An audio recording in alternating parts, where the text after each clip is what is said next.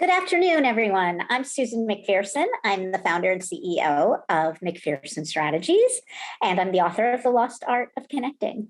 And I'm super excited today to connect with my dear and longtime friends, Beth Kanter and Allison Fine, who very excitingly have co-authored a new book called The Smart Nonprofit.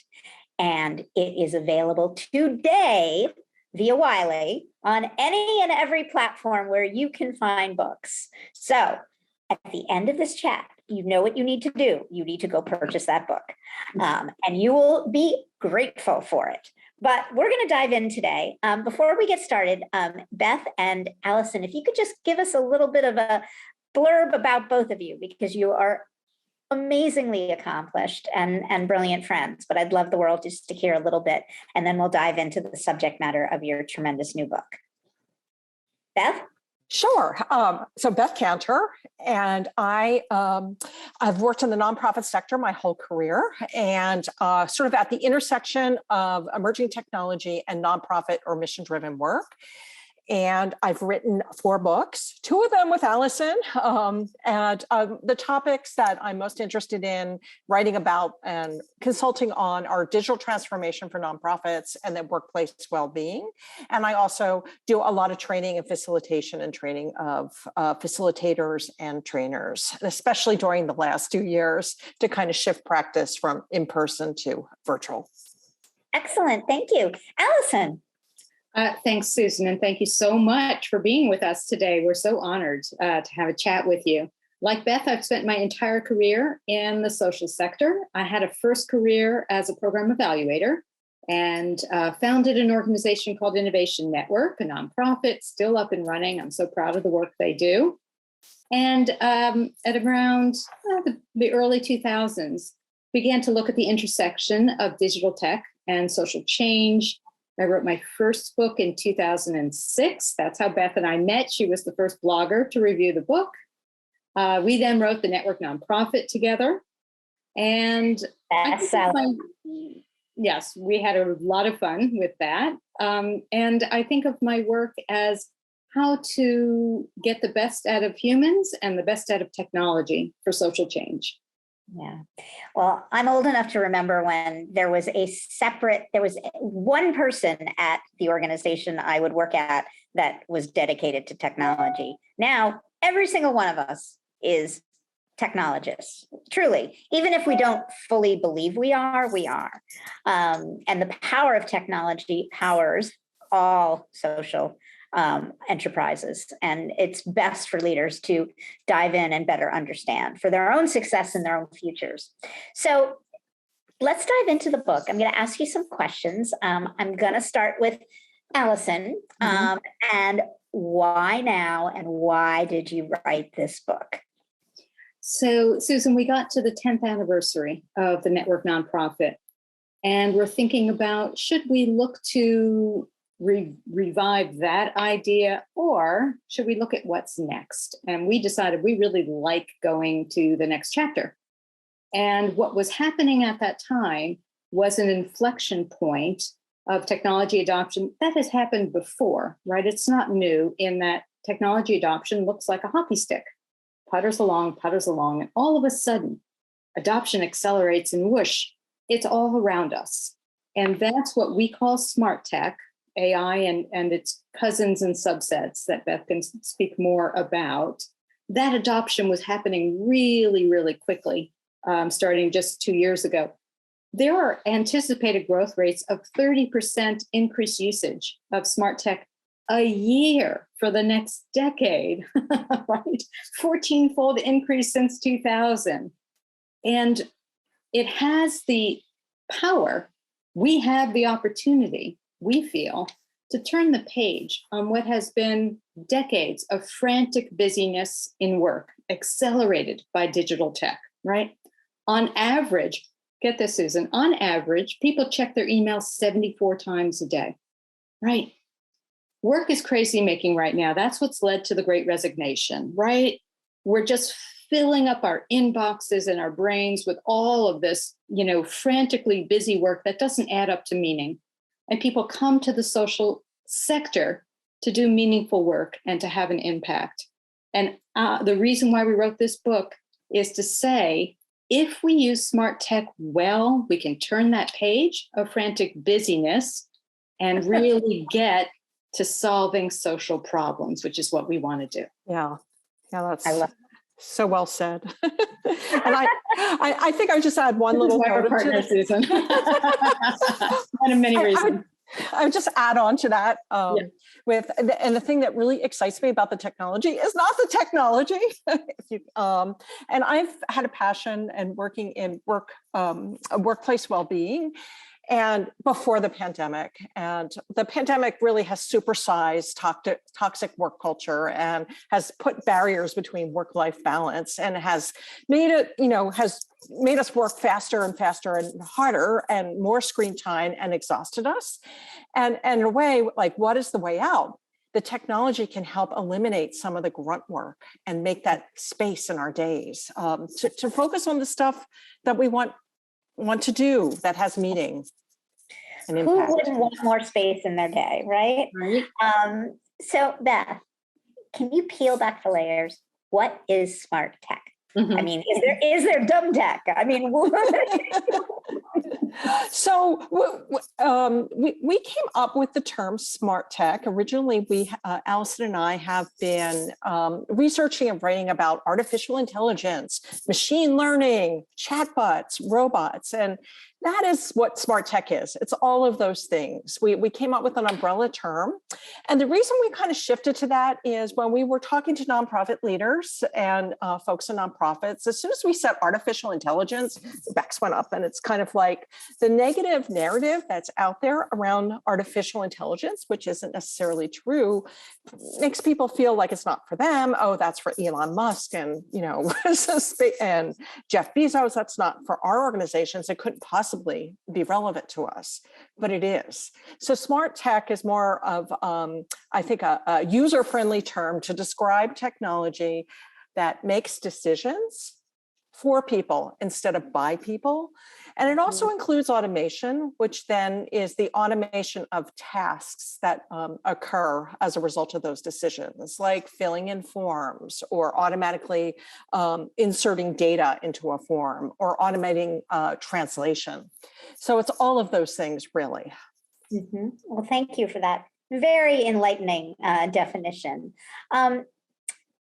Allison, what are some of the benefits of adopting the smart tech besides getting more time in my day? Is it just efficiency or is there more? Something tells me it's more, but I'll let you.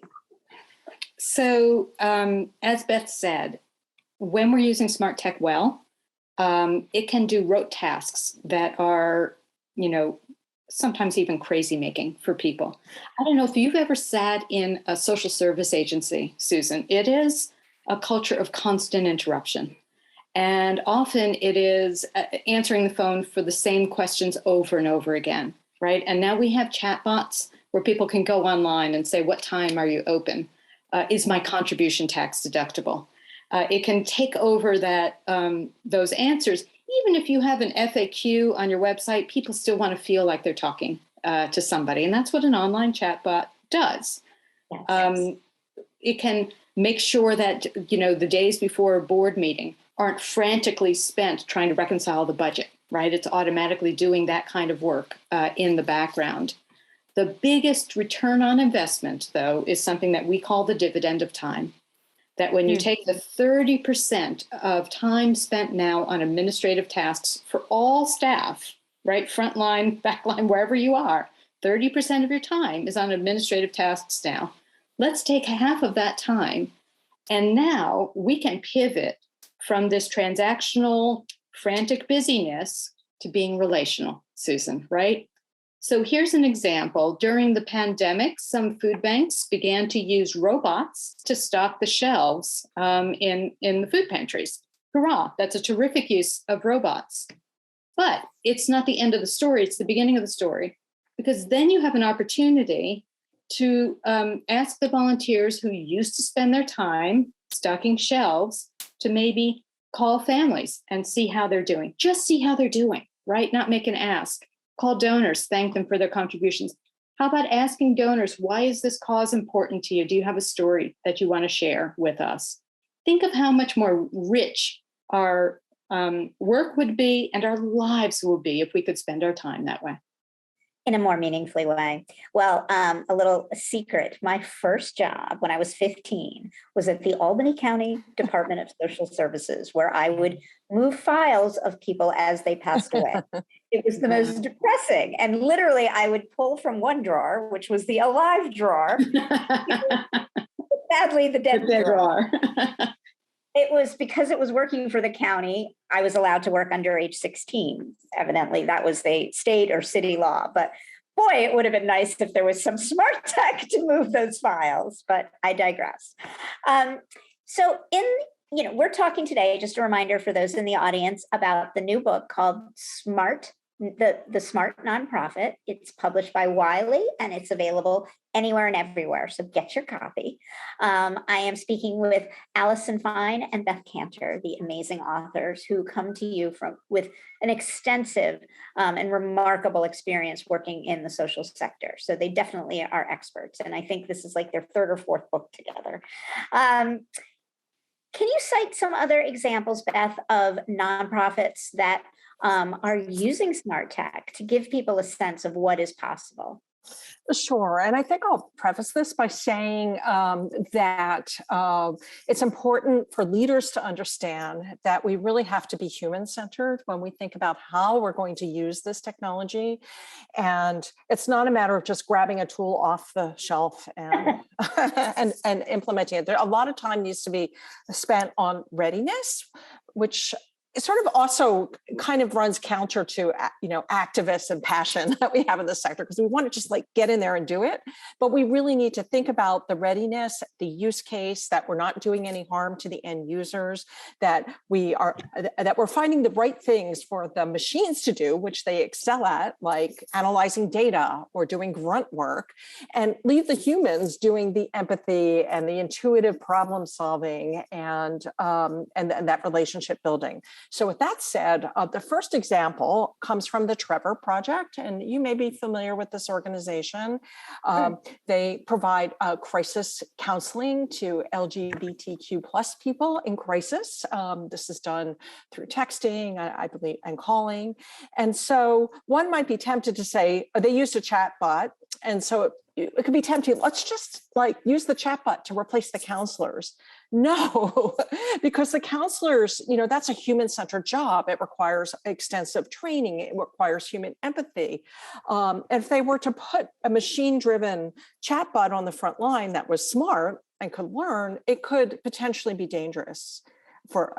And we've learned this. We've seen companies put these types of chatbots on Twitter for one intention, to learn how to interact with young people. And after trolls have interacted with it, they've become misogynist, racist, toxic things, and they had to remove them. So with Riley, they decided that, well, our big problem is that we don't have enough trained counselors to really help the amount of youth that we need to. And as a result, people are potentially dying. So they said, what if we use this advanced chatbot technology in a very controlled environment? So we're safeguarding the end user, but only to train counselors. And that's because this will help us scale, because they help with the limitations of staff and capacity. So that's one great example. We use it a lot because in the book, we're talking a lot about you have to lead with being human-centered. Right. Well, I think that's really important. It's also, this is only going to be helping your organization, but if you let the technology take over, you're missing the point, is what I'm hearing. Well, not so much take over, but it's the machine human balance. I mean, there are other terms that are popular, or co-botting, and it's always the humans are in charge. We're not talking about deploying this technology and replacing people. I mean, we did a lot of research previous to this that was funded by the Bill and Melinda Gates Foundation on, what's the landscape look like in terms of fundraising tools. And when we were out there talking about the results of our study, we could see the wheels turning. And that means I could, do with less staff. That's not. We still need humans. We just need to have the right balance of humans and machine collaboration. Yeah. I mean, essentially you're by what you just shared, you're addressing the ethical and responsible use. And this isn't all about replacing humans and laying people off and all the rest. It's using humans to what they're best at doing, and then using machines for where machines can be helpful. Allison, in your view, how can nonprofits begin to prepare? What can they start doing? How, besides reading your book, of course, how else can they be learning about? So we really need people to get very strategic about the use of smart tech. Susan, one of the things that we're concerned about, and Beth mentioned this, is it is so easy right now to grab products off the shelf, and they are smart and they've got AI in them, and you think you're all done. And we need people to back way up. Now, the fact is that smart tech is going to be embedded in every area of organizational work, from the back office to comms to fundraising to service delivery, right? We are seeing organizations use smart tech to screen people for services. And one thing we haven't touched on yet is the likelihood that those products have some embedded bias built into them, either because the coders have brought their own biases to work, or because the enormous data sets needed to train smart tech have historic biases built into them. So we need people to back up, become knowledgeable about what smart tech is, how it works best, about the need, as Beth mentioned, to cobot, to get the best of people, the best of humans, to identify a particular strategic pain point that can be addressed with smart tech. And again, it's hot sauce, it's not ketchup. To create a stakeholder group, internal people, external people, to talk about what it means to automate this kind of activity or function, to find vendors who are values aligned with you. And in our book, we outline all sorts of questions you should be able to ask vendors. You should not be put off by them with that's proprietary, you don't get to know. Nope, that's out of bounds. I don't want to work with anybody like that.